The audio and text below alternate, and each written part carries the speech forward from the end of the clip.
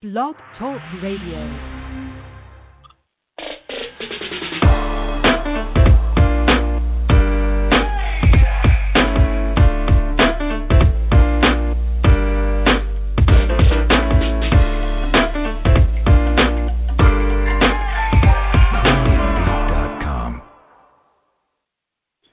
Yo, what's good, people?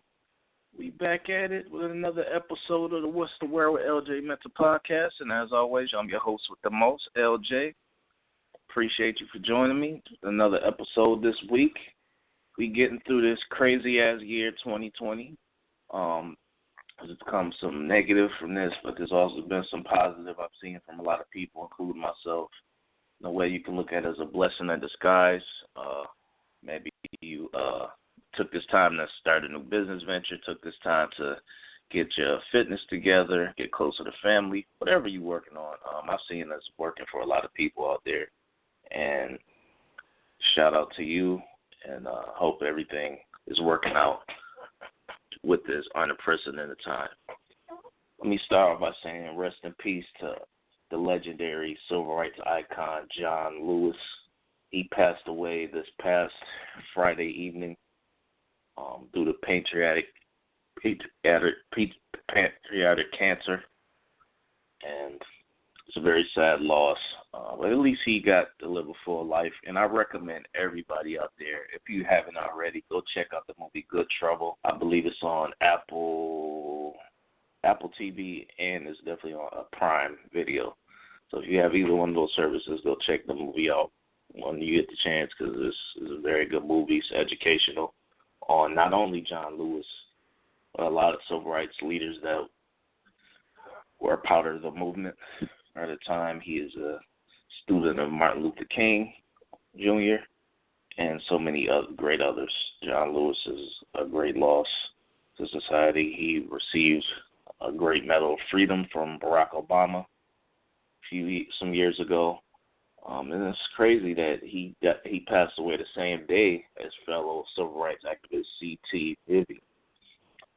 And the movie Good Trouble gets into a lot of it. He was arrested over 40 times for protests, peaceful protests, and for a variety of other things. So it's a very great documentary movie about the icon John Lewis. So yeah, you should definitely check that out, and it dives deep into that. And also want to talk about a few things. So for one, I'm excited about this upcoming IG battle today on some positive news. Later today, Snoop Dogg versus DMX. So that's gonna be dope. I will definitely be tuned into that shit. So yeah, I can't wait.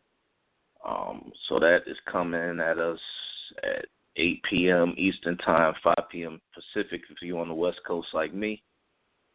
So, yeah, it will be at 5 p.m. on IG versus on Instagram. So, yeah, I'm looking forward to that. Who I have in that battle, I don't know who you guys have. So, if you interested, I'd love to hear who females would have in that battle. But to me, it's not even close. I love DMX. I think DMX is a legend. They're both legends. But Snoop is not even close when you talk about the longevity and the variety of catalog. It's really not even fair if you really think about it. And I love DMX. But Snoop is on a whole other level. It's only like a couple guys I would say that's still alive that could compete with Snoop Dogg that's still around. I know Snoop previously said he wanted to battle Jay-Z, but Jay-Z, I guess, wouldn't do it. And I wouldn't expect Jay-Z to do it because he seemed like a laid-back type of cat. And he's not as vocal as somebody like Snoop that would be involved in that type of. And previously we thought we were going to get Puffy and Dr. Dre. Well, at least with this Snoop, maybe we're going to get some Dre records out of there because you got so many. You got Deep Cover. You got Nothing But a G-Thing. I doubt if he would play Fucking with Dre Day, even though that's a great song. But It's a diss to the late great Eazy-E, so I doubt he would play that, even though that was a great song. But there's so many records that Snoop can go. I think it could be close for a little bit because DMX got some joints too, especially Rough Riders Anthem, to Get At Me Dog, to What These Bitches Want, to DMX got some joints too. But in the long run, when you hear that, ain't no fun to the what's my motherfucking name, Snoop Doggy Dog. Yeah, I hear that, man. Yes. That's the thing. I don't think DMX got an anthem like that where you hear it, it's like, oh, shit. But, yeah, I think it's going to be a great battle, though. I'm going to be tuned in. I'm going to be sipping. But, yeah, I'm looking forward to it. And last thing I want to get to before I get into my word of the week is this NBA season coming back next week. These NBA players, I know they were complaining about their accommodations, not what they're used to. On one hand, you could look at it from two ways, right? I mean, on one hand, you're not in their shoes. You're looking at it like, come on, man, all this is going on right now. You complaining because you can't get the food you want and it's not up to your standards. But if you're looking at it from their perspective, they worked hard as hell to get to where they at, and they want to continue to be catered to. They have their own personal chefs, their own barbers. They got all of that. So they've become accustomed to that lifestyle. And some of these cats that grew up in the hood, they forgot to know how to take it back to that. And they not even having to take it back to the hood. This is not up to their standards what they want. But I know it's good, though, that they all tested negative in the bubble. And I saw earlier today that Russell Westbrook tested positive for coronavirus before he headed down to Orlando. And that was just last week. Now they said today that he is going to join the team in Orlando and cleared. So I thought you were supposed to quarantine for 14 days. So I'm a little confused by that. So, yeah, that's interesting. But, yeah, I'm looking forward to that NBA coming back on the 30th. Now, my word of the week is empathy. So I'm going to start off with saying why I chose this word. So I think especially in today's society, before you had a time period where a lot of people just would say things off the handle, it would be no backlash, wouldn't people say anything about it. And I know I said something on my show last week about this society being real sensitive today, but I'm going to correct myself on that because at the end of the day, it's not that people are more, even though some people can be really sensitive to everything, it is kind of ridiculous at times. But as a whole, it's not like that. People just are being held more accountable for sexual assault victims. That's where we got the Me Too movement. For people who are culturally clueless, for racists, like more people are held accountable. And it is necessary, so that's what. And I bring it up to talk about, and also you got people that are, especially that make jokes and about different memes and about a situation that could be real serious. I bring it up to go into what happened with Megan Thee Stallion. She got shot in the foot last week, and they're allegedly saying, I'm going to say allegedly because we don't know the full story yet. I'm not going to just castrate or just go off on who they saying did it, but allegedly Tory Lanez shot Megan Thee Stallion in the foot. I hope this is not true. Nothing has been proven yet, so maybe I'm sure the full story is going to come out eventually, but I hope he didn't do it because, for one, Megan Thee Stallion is dope. Tory Lanez is a very dope artist, too. He can rap and he can sing, and I think that Tory Lanez was a part of the most slept-on battle, I think, in hip-hop. One of the most slept-on battles in hip-hop history when he was having a little diss track session with Jonah Lucas. They both went in lyrically. So, yeah, that was a very slept-on battle. But beside the point, him being a dope artist, I hope it's not true because I heard different versions of it. One saying she came at him with a knife and others saying, and then he shot her, and others saying that she left the car that they were in, leaving a party, and then he shot her in the foot. I don't know. So I'm not even gonna speculate on what actually happened. I just hope it's not true.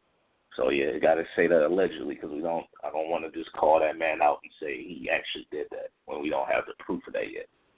But hopefully it's not. I hope Megan Thee Stallion is all right, and hopefully Tory Lanez didn't do it. So yeah, I say that this is the empathy part because I see a lot of memes online making fun of. They're putting basically their heads over Megan Thee Stallion, Tory Lanez heads over people using it from different scenes of shows and having her get shot in the foot like it's a joke. That shit ain't funny, man. That's corny, man. This society has become so insensitive to shit, man.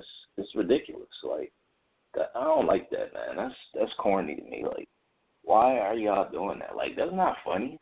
Somebody got shot in the whether she got shot in the foot or got shot in the chest or wherever, that's y'all gonna make a joke out of it? Come on, man. I admit it was the little remix song that they had for when Jada Pinkett said entanglement. It was a remix song. I thought that was hilarious. But that didn't involve someone being physically harmed. That's completely different from this situation. And we've come into this society now where people make memes of everything, and that's the ridiculous part of it. I remember a few years ago in my hometown, keeping on the subject, there was a boy, I believe he was 16 or 17 years old in my hometown, Buffalo, New York, in the park by the lake. This boy was drowning in the water. And what did people do? They videotaped it. They didn't call no guards. They didn't call 911. They didn't call Coast Guard, anyone to help. What they do, they videotaped it.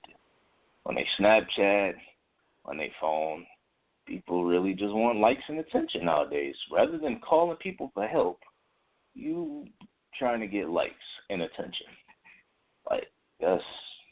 That's some bullshit. That's not where it's at. We got to do better.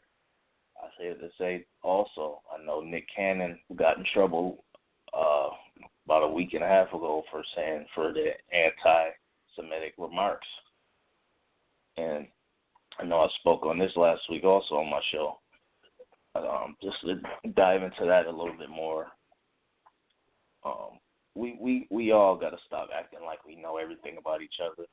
White people, black people, Hispanic people, Asian people, whatever you are. We can't, because at the end of the day, you can't tell somebody what it's like, what's offensive to them. You don't know what it's like to be in that person's shoes. You really have no fucking clue at the end of the day. I don't got a clue what it's like to be. And it's interesting because I actually had a conversation with a Mexican lady this week about the situation that's going on now. She was complaining how frustrating it is, and situation they had in Chicago recently about 4 kids getting arrested, and she's saying it's tired of it, and she said that people are using the George Floyd incident as an excuse to riot, and I had to correct her respectfully that no, people are tired, especially black people in America. We tired of being mistreated. We're tired of systemic racism and treated like we not even second but third class citizens at that. And it's crazy. I think empathy is very important. Put yourself in somebody else's shoes. I don't know what it's like to grow up in this society as Mexican. I don't know what it's like to grow up white, Asian. I don't know what it's like to grow up with any of that. I damn sure know what it's like to be black in America. And I'm proud to be black. I will never shy away from that. But we have dealt with a lot of shit. But overall, I say that to say we need to learn from each other, have an open mind, and I think that's the best way we can grow. We can support each other's businesses as well. I'm all for supporting black business, but as a whole, we just need to educate each other. The key word, empathy. That's it. So that's it for this week. Thank you for tuning in for another episode of What's the Word with LJ Mentor Podcast. I'm LJ, and I'm out. Deuces.